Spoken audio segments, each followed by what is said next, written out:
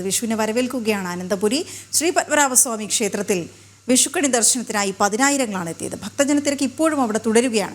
രശ്മി കാർത്തികയാണ് ചേരുന്ന വിവരങ്ങളുമായി. രശ്മി, മറ്റൊരു പ്രധാനപ്പെട്ട ഇടമാണ് ഇന്നത്തെ ദിവസം തിരക്ക് കൂടുന്നൊരിടം. വിവരങ്ങൾ എന്താണ്?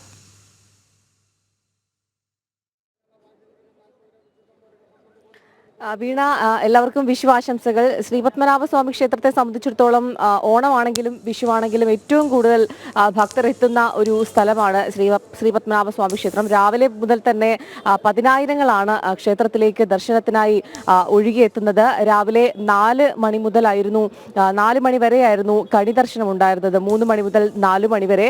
അതിനുശേഷം ഇപ്പോൾ താൽക്കാലികമായി ക്ഷേത്ര നട അടച്ചിരിക്കുകയാണ് മറ്റു ചില പൂജകൾക്ക് വേണ്ടി. ഇനി വീണ്ടും ദർശനം ആരംഭിക്കുന്നത് 8:30-ക്കാണ്. 8:30-ക്ക് ശേഷം 8:30 മുതൽ 11:15 വരെ ക്ഷേത്ര ദർശനം ഉണ്ടാകും. പിന്നീട് വീണ്ടും ക്ഷേത്രനട അടച്ചു പിന്നെ ഭക്തർക്ക് വേണ്ടി തുറന്നു നൽകും. ശ്രീപത്മനാഭസ്വാമിയെ വണങ്ങുന്നത് വലിയ ഐശ്വര്യമായിട്ടാണ് അനന്തപുരിയിലുള്ളവർ കരുതുന്നത്. കാർഷിക സമൃദ്ധിയുടെ ഓർമ്മകൾ മലയാളികൾ ഇന്ന് ആ രീതിയിലാണ് വിഷു ആഘോഷിക്കുന്നത്. കണിയൊരുക്കിയും കൈനീട്ടമൊരുക്കിയും ഒക്കെ നാട് ഇന്ന് ഒരു ഉത്സവ ലഹരിയിൽ തന്നെയാണ്.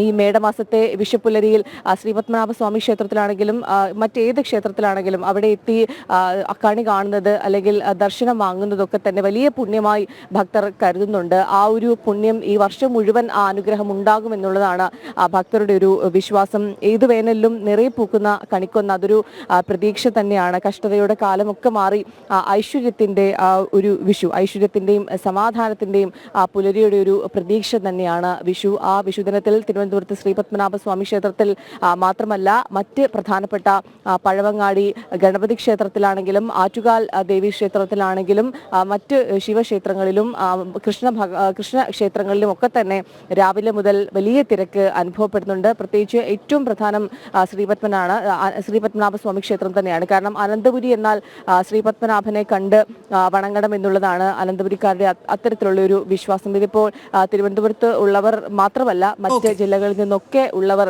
ഇതര സംസ്ഥാനങ്ങളിൽ നിന്നുള്ളവരൊക്കെ തന്നെ പുലർച്ചെ മുതൽ ശ്രീപത്മനാഭസ്വാമി ക്ഷേത്രത്തിലേക്ക് ഒഴുകി എത്തുന്നുണ്ട്. ഇനി വീണ്ടും ക്ഷേത്ര ദർശനം ആരംഭിക്കുന്നത് 8:30 മുതലാണ്. 8:30 മുതൽ 11:30 വരെയാണ് ക്ഷേത്ര ദർശനം.